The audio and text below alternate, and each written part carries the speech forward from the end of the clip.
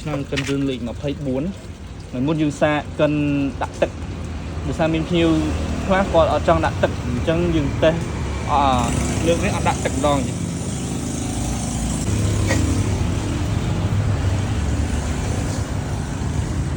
្ញុំបញ្ជាក់បន្តិចវីដេអូនេះខ្ញុំសាកកិនឲ្យមើលបើសិនអ្នកនរគ្នាកិនកុំដាក់ពលគេពេញឆ្នាំហើយបានបើកម៉ូទ័រឲ្យវល់លើក្នុងវីដេអូនេះសោះអូឌីប៉ាអត់ទៅរួចអាចធ្វើឲ្យម៉ូទ័រហ្នឹងវាឡើងកម្ដៅឬក៏គាំងឆេះបានអញ្ចឹងបើកម៉ូទ័រឲ្យវល់ដើរសិនទៅចាំដាក់ទឹកគ្រីចូលបន្ថែមទៀតបានហើយនេះខ្ញុំបានពវល់កបិតសាកលមើលឃើញថាវាធូរវាអាចវល់បានអញ្ចឹងយើងអាចចាប់ប្រើបាន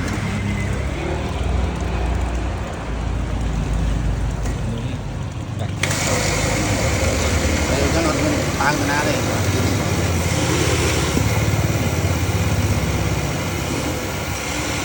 ចេញទៀតតចាំតិចសិនមិនបើកបានឥឡូវវារួចមកតិចសិនបើកអត់ទាន់បានទេគឺត្រូវរងចាំវាបន្តិចសិនដោយសារយើងដាក់វាច្រើនដែរវារៀងពេញឆ្នាំបើពីដំបូងយើងដាក់វាបន្តិច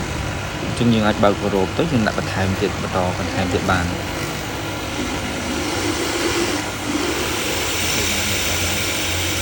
អញ្ចឹងចំពោះសំណួរដែលយើងសួរថាកិនដាក់ទឹកឬក៏មិនដាក់ទឹកបានទេវាអាស្រ័យលើកន្លែងនេះបើរបស់នឹងវាអាចវិលត្រឡប់ឡើងចុះទៅរកកបិតបានយើងមិនបាច់ត្រូវការទឹកក៏បានដែរប៉ុន្តែបើវានៅត្រឹងអត់វិលធ្លាក់ទៅរកកបិតអាហ្នឹងគឺយើងត្រូវការទឹកហើយ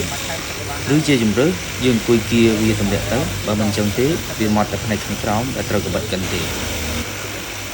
ហើយមួយវិញទៀតបើត្រូវការឲ្យម៉ត់វាត្រូវការរយៈពេលកិនយូរដែរ